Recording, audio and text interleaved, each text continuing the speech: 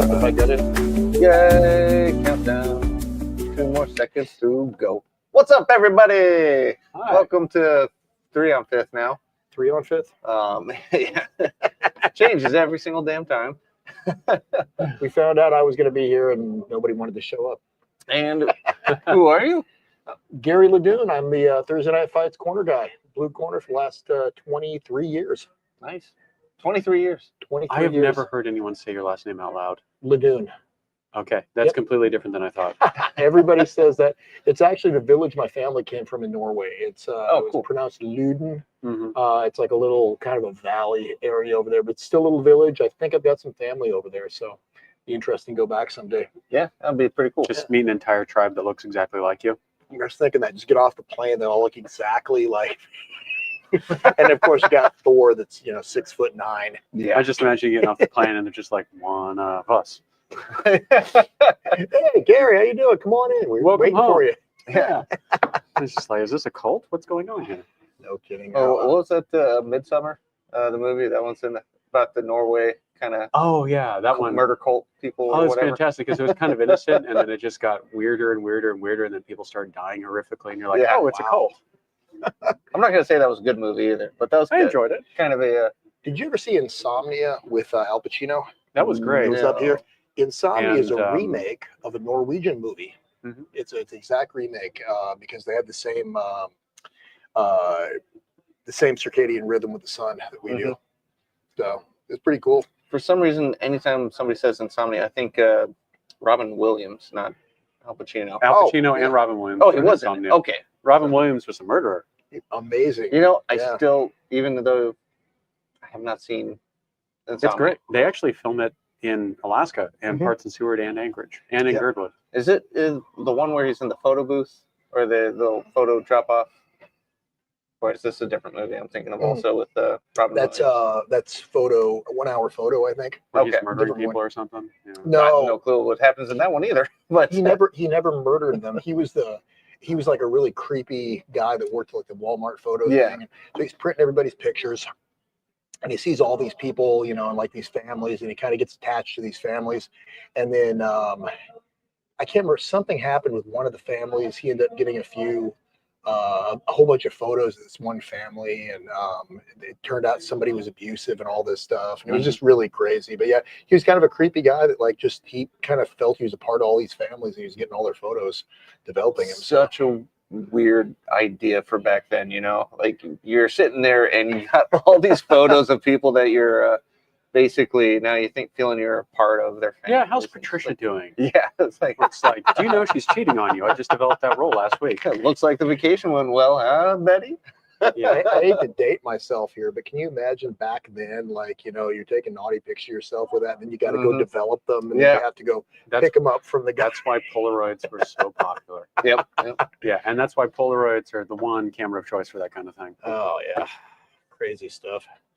At West we had a dark room, and I don't think anybody hardly ever used it because photos were starting to go away at that point too. So, or at least developing your own. But I could imagine back in the 70s, 80s, people figured out the ways to do it by themselves, and especially in that sort of manner. I've got these pictures of my wife. I don't want the Polaroid or the Photoshop guy going in. Fucking Kodak. If you want to watch a funny movie with the exact same premise, it's called Autofocus. It's with Willem Dafoe and Greg Kinnear, right? And he's playing Bob Crane. So Bob Crane from Hogan's Heroes was like this all-American Leave It to Beaver. Everybody loved him. He was so clean, like Mr. Rogers. But he was a complete sex fiend and a pervert. So he had the very first home video theater set up at his house, and he bought the home video cameras and stuff. And him and his buddy used to have orgies at the house. They'd videotape it. But there's a scene, you just have to watch it, and they're watching the orgy from the night before, and they're all hung over, where belly hanging out, they're drinking, eating popcorn. It's like, hey, what's that right there? Wait, stop it. Hold on, pause. Right there, what's that? And it's like 5 minutes straight. They're walking up there looking at this. They keep rewinding it. And then Willem Dafoe goes, oh, that's my finger, dude. And he goes, you had your finger in my ass. And he goes, weird, it's an orgy, man. You liked it. He's, what the hell is wrong with you? I swear it was the funniest thing. It was so unexpected, and I just died laughing. Like going, ooh, man. We got Dave coming in here. Hi, this is Dave. How's it going, Dave? How's it Dave, going, man? what's happening? We miss Dave. We do. Yeah, it's been a few months now, man. Mm-hmm. Hopefully you're enjoying it down there. Speaking of what's good, what are you smoking tonight? Well, I got the Karen Burger Halftime, new one from them. Basically, it's a Maduro with a little Sumatra wrapper in there. Not as bold as I was kind of expecting, though. The light up, it has a closed foot on it, so the light up was quite powerful, we'll say. But just right after getting through that, it mellows out. Lots of blast of flavor when you first light. So nice. So I've got the new Karen Burger. Now you hooked me up with this. This is the the pronunciation is not my key, but I'll go it's very Mayan, whatever it is. It's extremely Mayan. Yeah, but it's this is good. It's nice and light. Now my go-to cigar is a Perdomo Champagne Reserve 10th anniversary, and this guy is very similar. I mean, I've gone all the way from the Perdomos and the Davidoffs to the Opus X, which I think it's a little overpriced for what you get. I mean, it's really, and it stays with you for like the entire day after you put it out. That's what I really don't like about it. But these guys, I like them where you can set them, forget them, go out, and you're good. Doesn't hang on your clothes and everything. But yeah, this guy's pretty good so far. I've only had it for about 5 minutes. Dakota? So for me, I'm having the Ramon Bueso Exclusivo, which is their Churchill, Connecticut offering. The description from the maker and from various different websites was very flowery. I think the phrase heaps of cream came up twice. And I am not finding even a pat of butter in there. But it is kind of like a mellow, kind of velvety cigar with a little bit of earthiness to it, and what I would consider a little bit of black pepper on the back end, which they call their spice, but it's like black pepper. Nice. That's not bad. One last thing about Karen Burger. We are going to have Karen Burger up again this summer. July. Are we going to have Karen? No Karen. Okay. At least Bruce hasn't told me if she's coming up, which I forgot to text him back yesterday. Sorry, Bruce.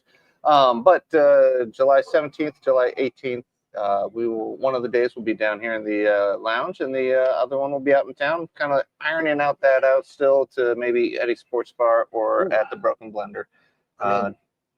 Either way, we're gonna have a good time smoking outdoors with them. Oh, we got Bob James. I all can't hang long, but hey, emoji that didn't come through. Exactly. Good 3 stuff, lives. Good stuff. Miss you guys as well. Same to you, Dave. Good Garry guy. looking extra. No, it's just extra small. That's a problem. This is I got it free. I can't complain, right? Yeah. Yep. Good stuff, boy. Hey, I want to tell a quick story. I found out Casa Fuente in Las Vegas is going to be closing down at the end of their lease in December. First real cigar bar I ever hung out at. It's at Caesar's Palace. If you guys get a chance to stop by there, please do. I want to give one of my best friends in the world a quick shout out. Passed away 2013. He was deployed. He was a data Marine, James Elphick. I think he had 8 or 9 deployments. And then he processed back in, getting the same job, did probably 16 deployments over in Iraq and Afghanistan, set up the entire computer network over there. And every time he came back, we would always go to Casa Fuente. I always say, let's meet up in Vegas. And so we did that for years until his passing. So, hey, here's to James. To James. Yep. Guys, please have a smoke for James.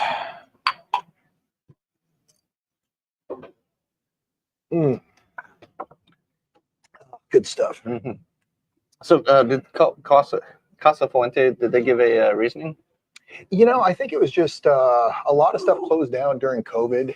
And then right now they're shutting down at 9 p.m. and they used to shut down at 1 or 2 in the morning every night. That's really strange. I mean, it's a cigar lounge in Vegas. It shouldn't close until 2 o'clock in the morning. Yeah, they also lost the Man Cave. A guy named Charles used to own that over in Henderson, which was really cool. He was a vet, used to wear his gun on his hip all the time. You go in there and that guy would just take care of everything. You know, pulls your cigar out, cuts it, lights it, hands it to you. I mean, it's a full service place. He was a great guy.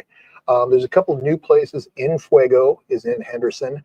And then I've got another line on another spot. I'll have to look it up. So it's a little bit. Yeah, there's a few places at least down there that you can smoke. If you can't smoke in Vegas, you know, what the hell? Yeah. Why bother, right? Oh, yeah. Dave made a beautiful Alaska Cigar Aficionados thing to put a wood thing. It's hand-carved totem thing. Yep. It's pretty cool. Dave, he was like, "Can we do that?" And I'm like, "Well, we've been waiting for Carlos to bring one in." Yeah. So yeah, like, it's okay. We got Dave. We're thinking about you. We got a lot of stuff for you, so it's coming. We're still waiting for a little bit. Just give you a heads up. We love you, Dave. Good to see you again, Dave. Yeah. Or see on here, but he had me good to see you measure again how here. big the square pallet squares were, and he's like, "I'll undersize it by a half an inch in every direction." So it's going to be a big.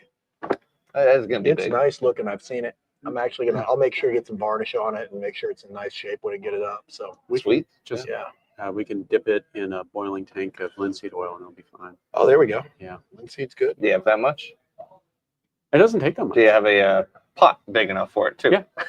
Yeah, to boil. You just need a big ass baking tray with a lip, and then you put it in there, and you just put enough to get it just over the top, and you put it on a. Anyway, it's a process. How did they do it in the other guys when they took his wooden gun and put a nice varnish and linseed oil on it? I think they just stripped it and wiped it down. You better thank him for that. He put some linseed oil on your wooden gun. Good stuff. Well, I was thinking about funny stories, guys. I'll just lead into a couple because I was thinking about what you said. You know, I believe they filmed, what was that? Deadly Ground? Frozen Ground. Yeah. On frozen ground. So just a little bit about me. You guys, I don't know how many people know this, but I was on a reality show up here. We did, I think it was just. I forgot about that. Yeah, we did a pilot, and I think just a few episodes, and it was, this was back in 2012, 2013. But it was Boxing Alaska. And it was called, originally it was Alaska Brawlers, and then they changed it to Alaska Showdown. And I'm going to tell you guys right now, everything is scripted. It's really, it's not what you think. I mean, there was a lot of guys probably watching this have seen me at the fights. I've been a boxing coach for, 23 years. I fought for a while, really enjoyed it, been involved in athletics forever, and I just have fun doing it.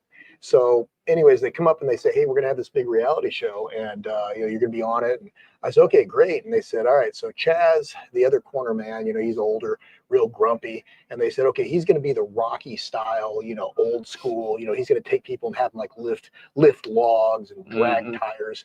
And they said, "You're going to be the new school trainer. You're going to be like that Ivan Drago trainer. So you get your guy and you're going to time him. You're going to hit the buzzer. You're going to have him doing drills." And I was like, "Oh, cool. This is going to be great." So I get my guys. And I said, "All right, go to the gym." And I set everything up. And I said, "All right, so I've got heavy bag, speed bag, at the agility ladder. I've got all this stuff ready to go." And I had this whole plan in my head. And I'm like, this is going to look like a Rocky montage. And I'm like, I am so hyped. And I got my shorts. I dehydrated. I was like looking really ripped. And I'm going, yeah, it's going to be good. So here we are with the weigh-in. We're over at Gallows. And good old Chaz, the other corner. They weigh you in at Gallows, the one place where you go to gain weight. Exactly. Okay. Yeah, that's where we've had the weigh-ins for years. So you go to the old Gallows, and Chaz, the other corner man, so he drinks all the time. And he has a few too many drinks, and he goes, "You know what?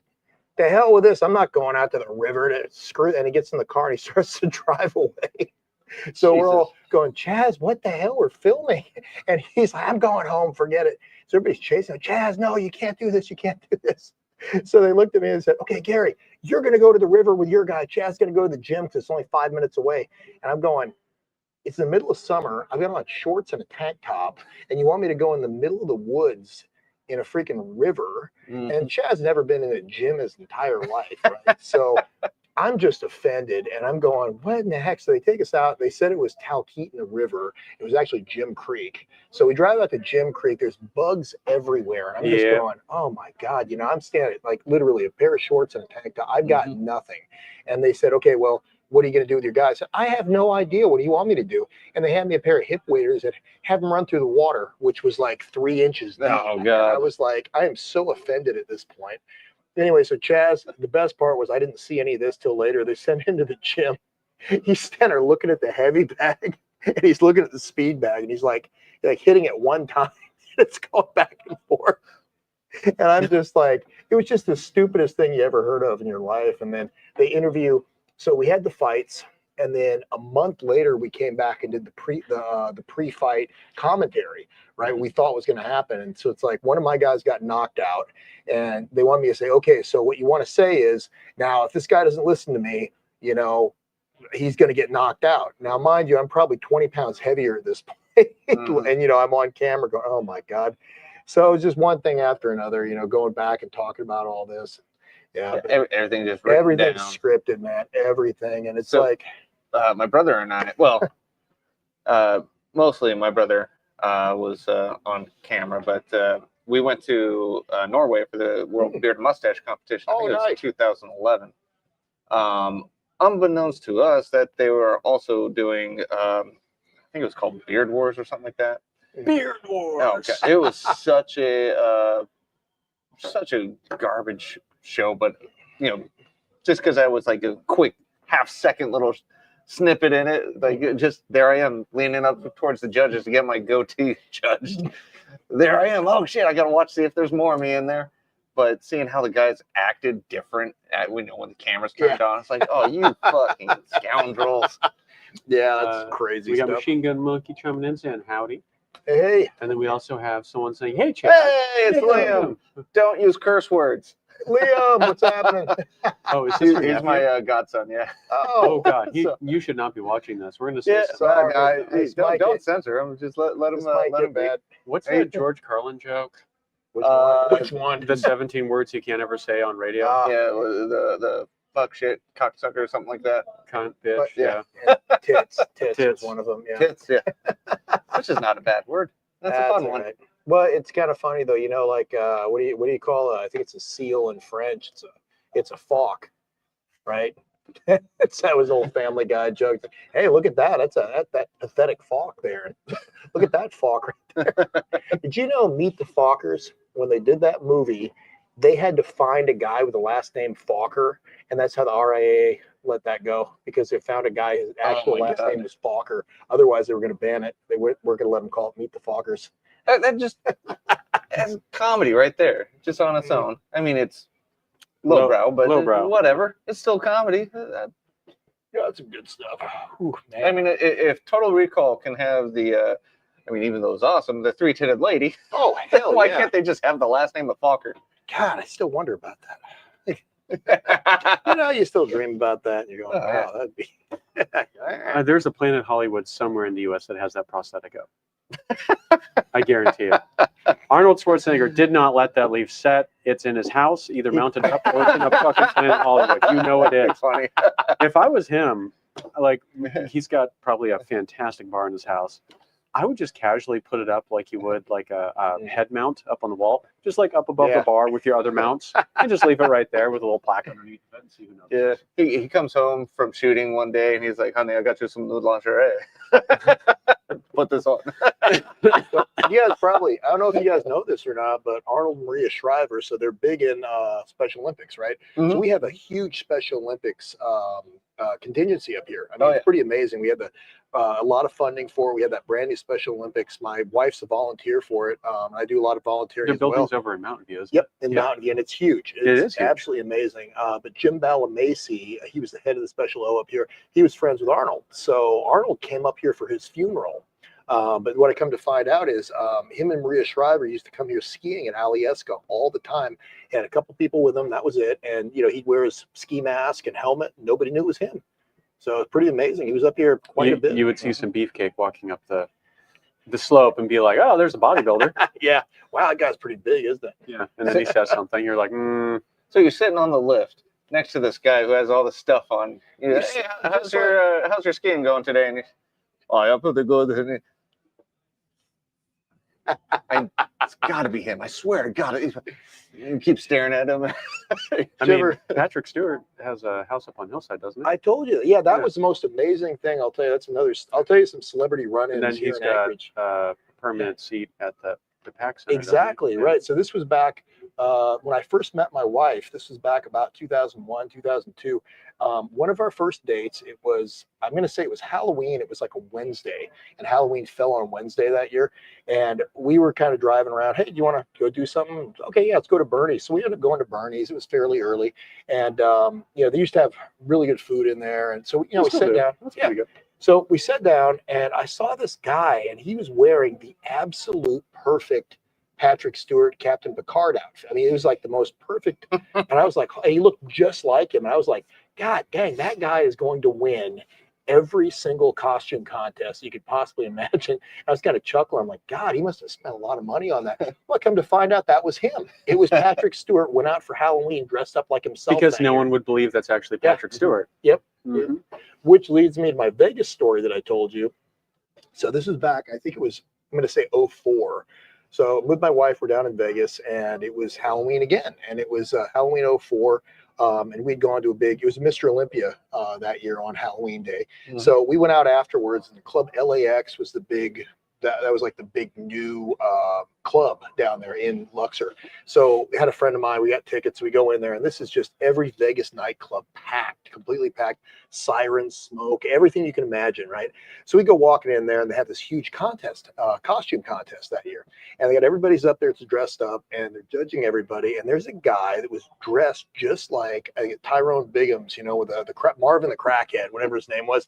And he's got, he is totally decked out. He's got everything. He's got the FedEx jacket, the hat, the crack all over. And they said, and he wins. And they said, hey, Marvin, we just want to say, hey, man, thank you so much for coming. How do you feel? You just won the costume for like $500. And he goes, oh, I'm just here for free crack giveaway. Everybody dies laughing. And everybody's going, oh, my God, that guy, this guy is just like Dave Chappelle. He has totally nailed it, right? So I'm standing there with my wife, and we went to go get a drink. And she's standing next to me. She taps, and she goes, oh, hey, look, there's Dave. And I started chuckling, and he's walking right by us. And I tapped him on the shoulder. I said, what's up, Dave? And he looked right at me, just like this, and he goes, you tell anybody about this, I'll kill you, man, I'll kill you.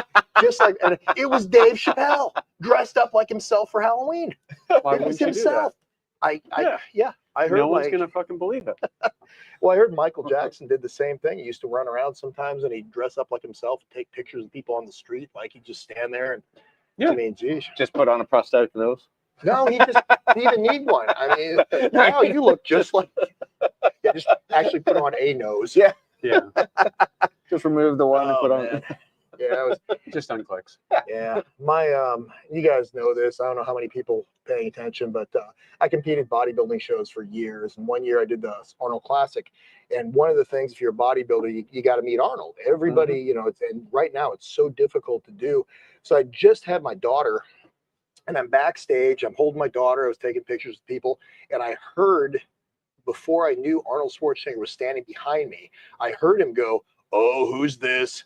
And you feel his voice in your chest. This guy sounds like a humpback whale. And if you see him, it's just, and I turned around, and I'm face to face with Arnold Schwarzenegger, and he looks at me, and I looked at him, and I was like, oh my God. And he grabs my daughter's feet, and he goes, oh, look at you. You're huge. You're going to come back, compete next year. Selfie, everybody. So all his people are running, taking pictures. And he turns around, walks away. Doesn't say a word to me. And I was like, I love Conan. Big fan over here. Yeah. Me too. She really knows who you are. Yeah, it's funny as hell. But yeah, now she knows him as Uncle Arnold now. So every time we watch Terminator, she's into it. Yeah, that's a good one. She obviously knows what's best in life, right? What's best in life? You have to crush your enemies, watch the Lamentations of their women, and watch them see sleep them driven you. before you. Yes. Yeah. Oh, I remember those days. How is your cigar progressing? Decently. So the retro hell, you get a little bit of that pepper in there. Not bad. Got a little bit of bitterness, but I am kind of chooching it a little bit, so I'm gonna slow down a little. blew through it. So just to get that kind of out of there. Mm. But I do enjoy it. I thought it was going to be a lot worse. Not worse, but a lot stronger, more bold. It states, they're medium to bold. So generally, when I see that, I think, a little bit more oilier. Not yet. So staying a good Maduro so far. Nice. And being the Sumatra, I was thinking a little bit more of that spice in there or pepperness. Not on the regular draw, but through the retrohale, definitely get some pepper in there. Okay. I'm enjoying this. This is really good. It's very light. Got a good creamy flavor to it, and it's not sticking with me the way that you exhale and you have it stuck to your tongue. That taste. No, this is really good. I'm enjoying this a lot. I kind of you inhale it, you taste it, and once it's gone, it's gone. Yeah. So yeah, I'm happy with this guy. A little bit more expensive between their two new ones. Like this one is mid-range. That one's higher up. That's one of the more expensive ones in the shop right now, unfortunately, because from the sounds of it, I was gonna smoke one, but then I thought I might as well get something just in case different. My buddy Nick Danger, if anybody paid attention to wrestling back in the 90s, so he was the Repo Man. He has the snake tattoo on his head, and he was a fill-in guy. You remember Nick? So Nick lives here in Anchorage. He's run for Congress many times, but he's still up here, and he's an old buddy of mine. We work out together. So he would always order expensive cigars and get Cubans and everything else in. And anyways, people come over and smoke, and you can always tell the people that don't know what they're talking about because they'll grab any cigar, start like hotboxing it, and they're like, "Oh, that's smooth. That's real smooth." So he ended up ordering a box of Angry Elves from Thompson Cigar, which is about the cheapest cigar you can get. Green wrapper, and yeah. So he took the label off of it and be like, "Oh, hey, here, it's a Cuban. Go for it."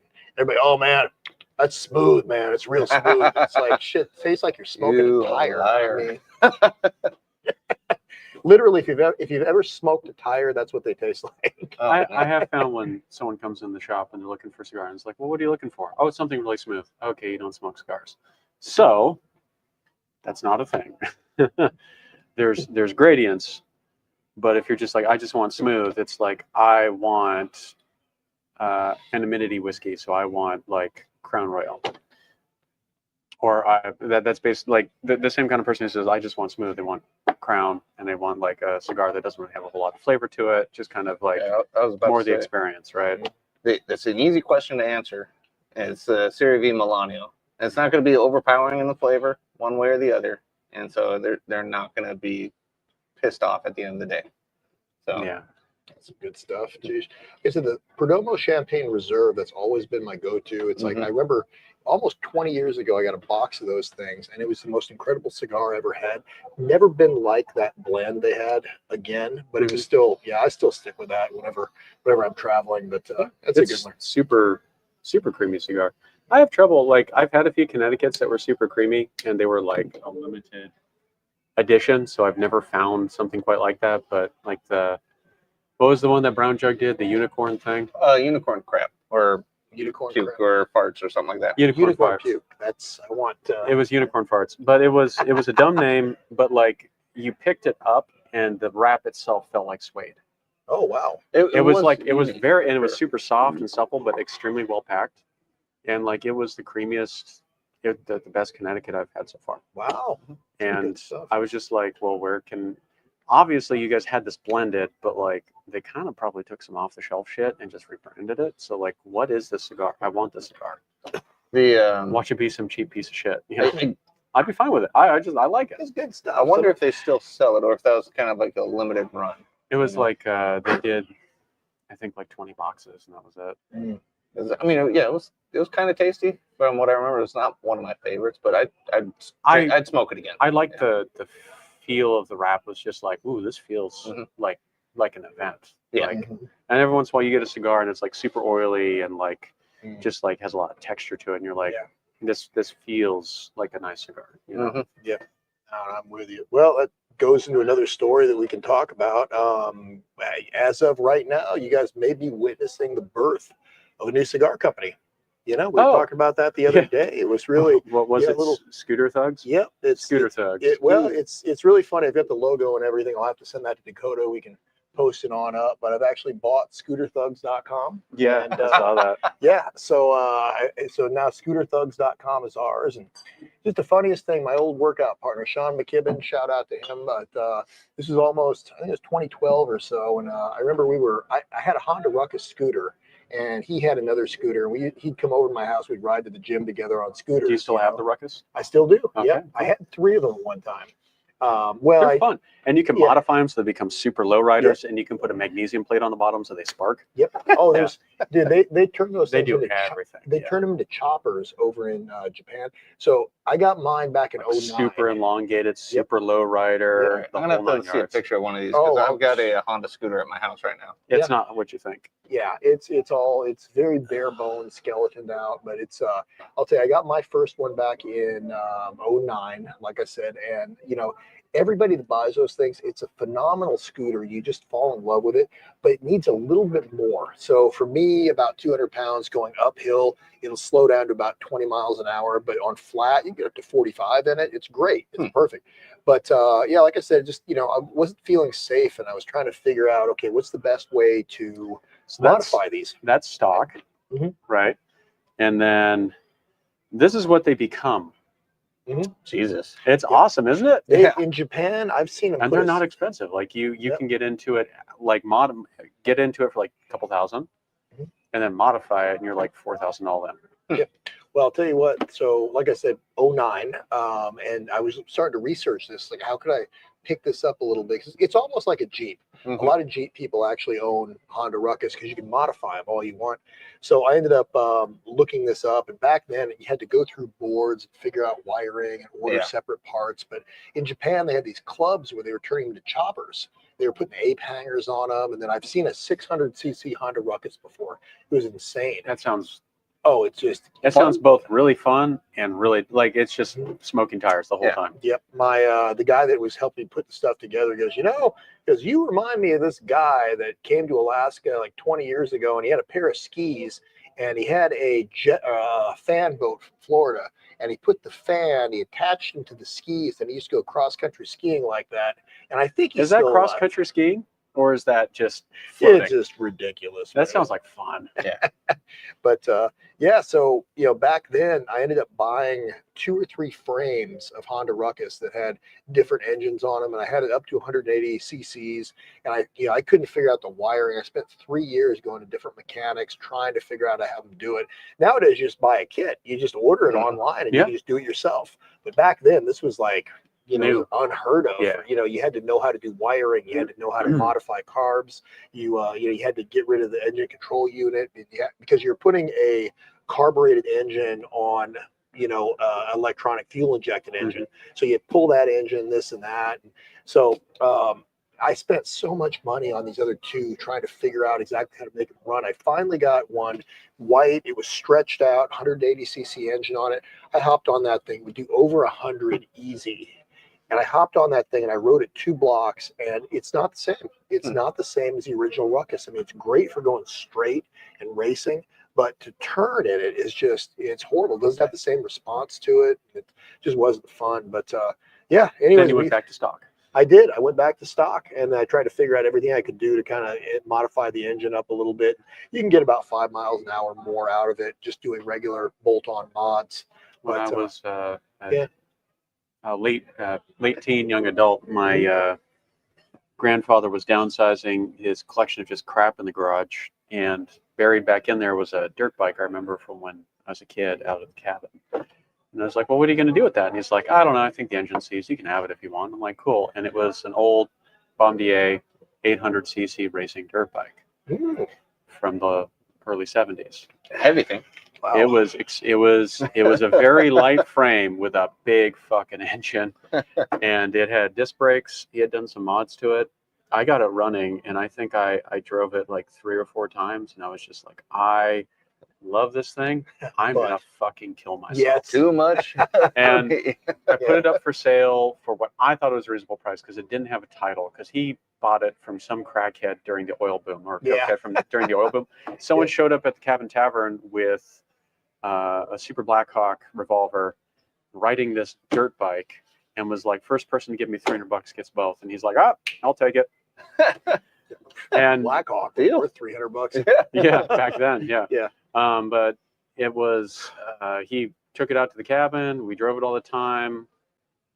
I just remember having a blast on it. And I put it up for sale when I was getting my new house back in 2018 on Facebook Marketplace for like $1,000 because it was running really rough. It needed a full rebuild. And the engine's completely custom-ish. Right. Some of the parts are from Bombardier originally, and it's like a Frankenstein motor of all OEM parts. Right.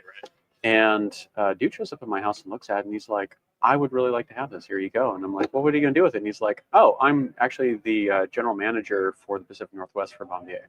Wow. I was like, really? He's like, yeah, I remember when we released this limited edition racing model. It's like one of like 200 in the US. Oh, shit. So you way undersold. I was like, really? He's like, yeah, but like without a title. And I was like, well, what are you going to do with it? He's like, we're going to restore it, and it's going to go up in our corporate offices down in Oregon. Nice. I was like, that's really cool. And he sent me pictures afterwards, and it's just sitting up on a thing. They don't do Nice, anything fully with it. restored after. Fully the fact? restored, yeah. Cool. I was like, that's really cool. I'm kind of happy that's where it went. Because otherwise it would have been in a fucking junkyard at some point. Yeah. One of my neighbors, my mom, she used to live on Arctic, and one of the neighbors had a 1967 Triumph Bonneville in his garage, a kicker. Okay, this thing was brand spanking new, and it was painted to match Marlon Brando's bike in the Wild one. So it was painted maroon, and this thing was 100%. All the numbers matched on it and everything. He couldn't figure out how to get it fired up.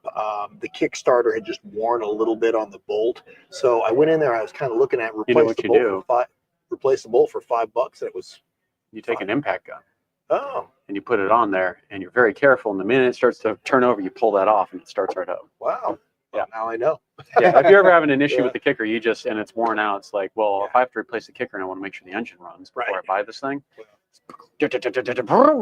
You know? Well, I got this guy for $2,000 off him, and it was brand spanking new. I mean, this thing had the original tires, still had the nubs on the tires. And the tires were all dry rotted. So I had this thing in my garage, got it all fixed up, and I mean, this thing was 100%. And I entered it in 2 or 3 shows up here, and nobody wanted to look at it. They want the custom classics, you know. And I was like, my God, why wouldn't you want like 3,000 original miles it had on it, seriously. And so I put it up for sale, and it was somewhere between $15,000 and $25,000. Okay, this thing was like mint, and nobody up here wanted it, and I had it up there. You know, I put it on Craigslist, I put it on eBay a couple times. They want a bike they can ride, right? And that's not a bike you ride.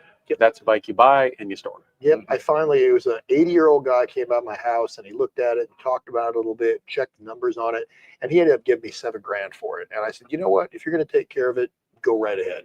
So he took it, and I still tripled my money on it, but you know, it took a lot of effort. It did. Yeah. For years I had that thing, and it was just, you know, if it becomes a piece of metal in your garage, I mean, you know, those things are supposed to be seen. Yeah. So, but what do you do? So this whole story, to get back to Scooter Thugs. Oh yeah. So my buddy Sean, we used to ride these 2 Honda Ruckus to the gym back and forth. And I said, it's the funniest thing. We should start up something like Wild Hogs, you know, and have our old Wild Hogs scooter. You know? Yeah. And then he said, no, Scooter Thugs. And he goes, you and me wearing suits, smoking cigars, driving down the road on these Honda Ruckus. And I thought that was the funniest thing in the world. So anyways, just the other day I was talking to Dakota, and holy shit. So guess what? ScooterThugs.com was available. So we now own ScooterThugs.com. So Ben or Dakota here was showing me the logo you guys came up with. That was pretty funny. Pretty awesome. I know. Like the one with the shotgun on the back. That's perfect. It's so funny. So anyways, just thought, hey, you know, somebody's going to buy a cigar with a Scooter Thugs wrapper on it just because it's funny. Dude, that'd be perfect. Yeah. As long as it's a fairly decent cigar, they'll come back and get it again. You know, It doesn't have to be spectacular. Just has to be good everyday smoke would be all right too. Yeah, just has to make you chuckle. Yep, and you'll see guys riding a Honda Ruckus scooter, smoking a cigar with a guy with a shotgun on the back. Yeah. Yep. Do they make scabbards for the Honda Ruckus? Oh, you can get anything. I feel like you should get like a shotgun scabbard for it. So the scooter I have is like mid-90s scooter, plastic front end, and what you'd think would turn into a transformer almost, you know, is that one that. Oh yeah. Yeah, the new Honda, was it the Moto? The little, it looks like a suitcase. Oh, the Moto Compo. Moto Compo. Those have been around for a while. Yeah, and they're just redoing them again. They're awesome. I know, but they're so expensive, and they're doing such limited run that you can't get them first party, only second party, and it's gonna be expensive. Well, but I'd love a Moto Compo because it's like 30 pounds. It's a suitcase, and you just unfold it, click, click, click, and it's a motorcycle, and you go. Yep, I've seen those. It's electric now too. You can ride That's even better. I put that in the Jeep, and then when it broke down, I'd go home. It's the way to go. Good emergency vehicle. Don't know if you saw the new one I got. I got one. So the old Honda 90 Trail, the real popular ones, they made all through the 60s, 70s, and they stopped making them in the early 80s. But we ended up getting the. They redid them, and now they are Honda 125s. It's called Trail 125. It's Bruce amazing. Bush from K8 Cigars. Yeah, Bruce Bush. Hey. Yeah. Hey, Bruce, what's happening? Bruce? Yo. I'm sorry. We're not trying to ignore you. We just got to gross. Yeah, we're just being stupid. Smoking your cigars tonight. We got the halftime and the pronouncing it wrong. What is it? The Can you pronounce it for us? Yeah, yeah. Through text, pronounce it. He's coming in July. Yeah. Excelli. Yeah. The 8th or not the 8th or 9th. It was the 17th and 18th. Great. Be a great time to see you, my friend. So did I really enjoying this, by the way? Excelli, because I cannot remember. Excelli. There we go. No, Excelli. Excelli. Excelli. That sounds so fancy. Well, you guys both really enjoy it, so that might be my next one for the next stream. I did enjoy that cigar. It was a little hot, but I'm not a huge fan of pepper in a cigar usually.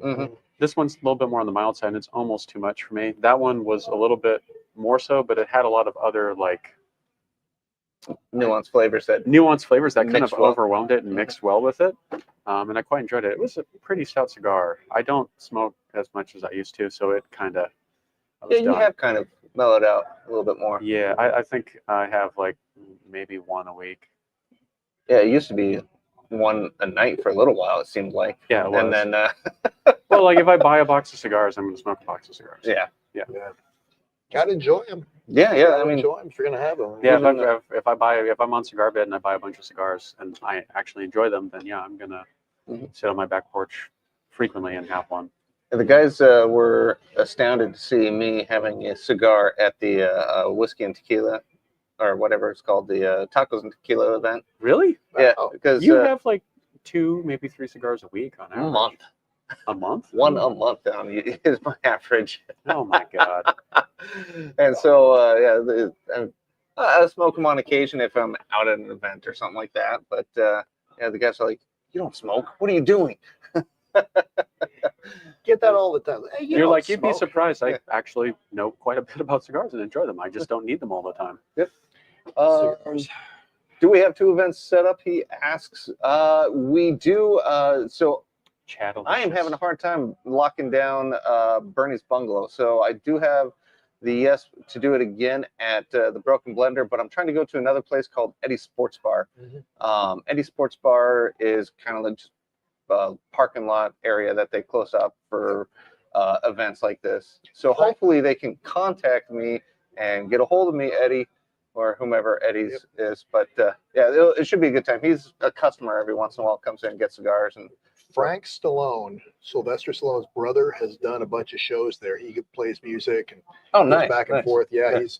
I don't know if the original. If you watch all the Rocky movies, he's in every one of them. He was in Tombstone. He was the guy Val Kilmer stabbed in the card game with a big mustache. But Frank's, he's the coolest guy. We went and had drinks with him and sat down and talked. But the first Rocky, where they had the garbage can with the fire coming out of it.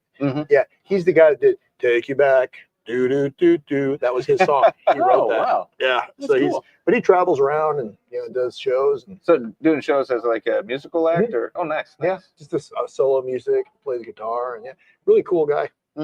Yeah. I didn't know Eddie's Sports Bar did music, to be honest. They got downstairs they got a little stage for that. Eddie's type Sports stuff. Bar is, I'm thinking of JJ's.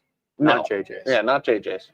Eddie's is off of Old Seward, right after Dowling, just depending on how you look at it, south of Dowling. I know what you're talking about. Yeah. No, I used to go there on occasion, and I'd be like, why is everyone coming in cowboy boots and fucking 10-gallon hats and going downstairs? Yep. I'm just like, what is going on? I'm just up here like having a drink and a burger, and I'm like, what is going on? And it's not like Western music, it's like club music, and everyone's like dressed to the nines in Texas going downstairs. Yep. What the fuck is going on? They're doing the Thunder from Down Under strip show. Yeah. You came at the right time. Yeah, come on down. Yeah. So they do have on their banner across the building, it says like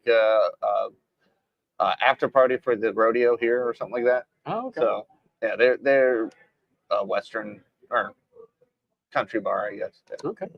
Yeah. In essence, it's a country sports bar. Nice. He's saying you're his daddy in Anchorage, Who is? Ooh. Chad. Oh. Hey, you know, whatever you say. It's a little aggressive. Yeah. I mean, I need to be somebody's daddy. I'll take Bruce. Bruce, I'll be your daddy.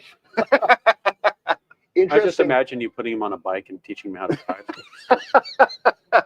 So interesting bit of trivia for everybody here. I did not know this until recently, but during COVID, did you know that Rolex, several cigar manufacturers, I think Prada and Coach had their highest sales ever and record sales during the first year of COVID. Well, yeah, everyone did. Mhm. Yeah. Pretty Prada What do you do when and you're Coach? depressed and Yep. have a bunch of spare money? Because a lot of the big companies that were taking the payouts and everything, they were using that instead of turning it over for like payroll, Yeah. which they should have done. But yeah, the COVID was very interesting. It almost makes me wish that we took the bailout for that, because I mean, You guys had the ability, but you did end up turning it down. yeah, I mean, we didn't need it. Yeah. Everybody was coming in buying cigars. Yeah, So it was okay. I think Mike or Claire mentioned it, that was one of the most profitable years for hair she's ever had. Really? Yeah. Oh man, my gal, she pretty much was turning everybody down for a while because of Yeah. the whole situation. But then again, Claire had her own salon. She could make her own rules on what she wanted to do, as long as she was abiding by city rules or whatever. Had some weird rules on that. It was, I remember. it was I all remember having stupid. to cut my kid's hair. I didn't have a Flowbee. I was gonna Yeah. say It was it sucks and it cuts. it was I miss those days. one of Arthur's first haircuts, and he's on the spectrum, and like his hair was like he had Dutch boy curls, Oh yeah. and it was getting like shoulder length, and we're like, all right, we got to cut this, and Mandy's like, all right, we do have to cut this. Like he's eating his hair when he's having dinner. We got to make this happen. And I'm like, okay, so like it was horrible because I took the buzzer and it's just brr, brr, brr, and he's like, I don't like it. I'm telling you. It was the worst haircut I've ever get. I give myself better haircuts, and that's saying something. Yeah. I mean, you did yours right today or yesterday? Oh, this? No, this I have a barber. Does the chops also? Are they even? Ish.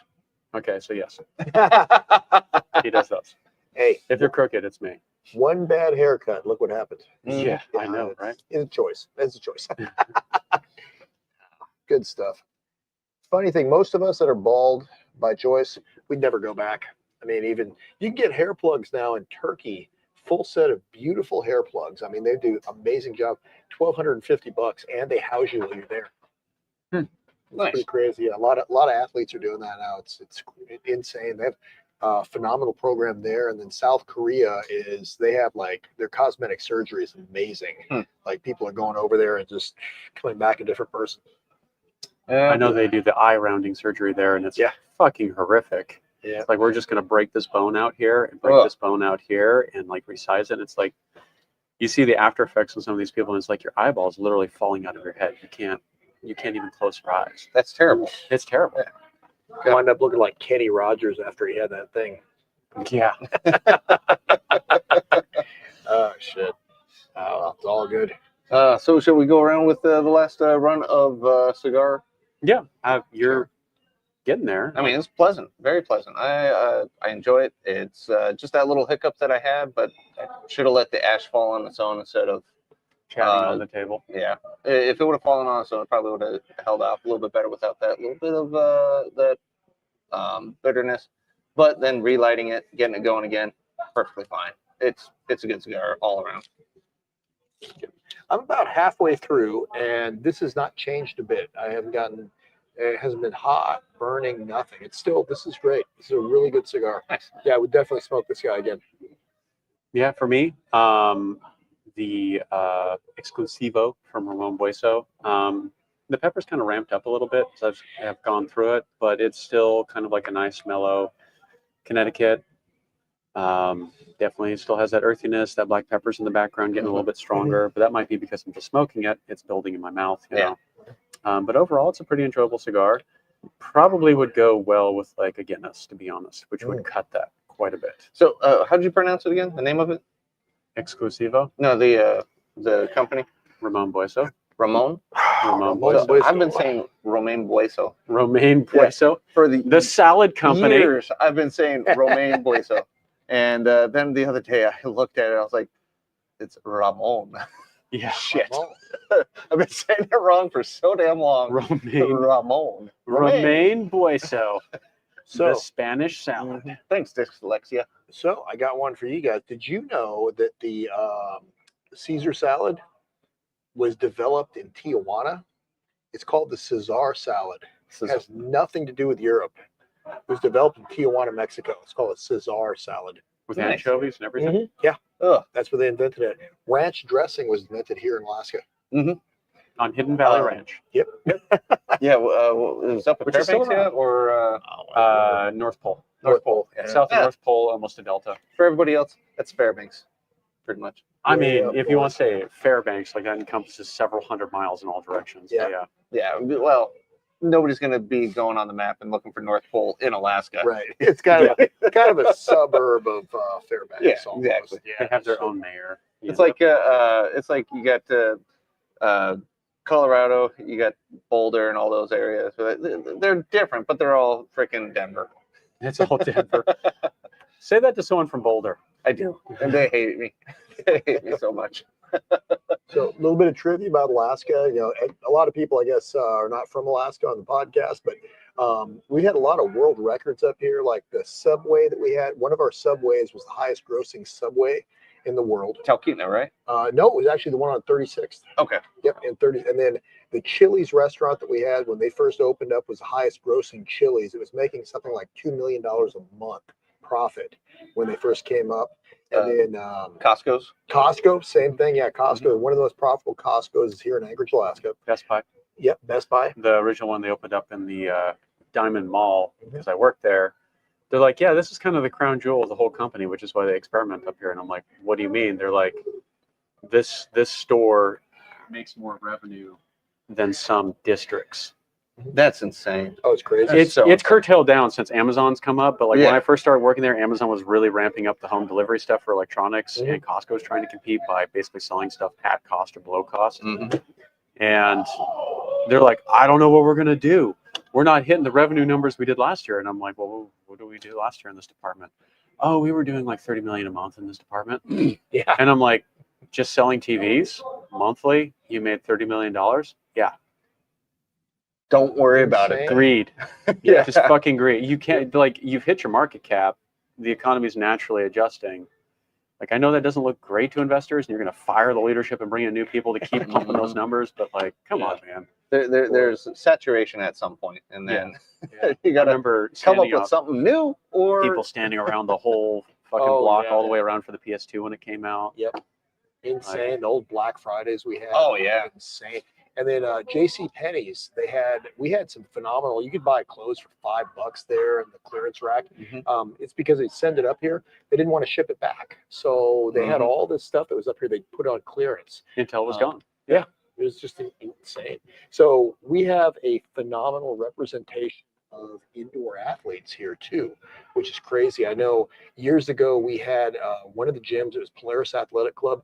We had 10 Hall of Fame powerlifters that worked out there, and usually you get one or two maybe at one of these big time gyms, but yeah, we had 10 of them that were working out in little bitty Podunk, Anchorage, Alaska. Tok, which is right before the Canadian border, there was a guy there, his name was Jesse Marundi. Okay, he was the youngest world's strongest man competitor. He got second place, I think. And his brother is Bristol Marundi, a UFC fighter. And he's from little 2,000 person town called Tok, right on the Alaska Highway. Tok is a trip.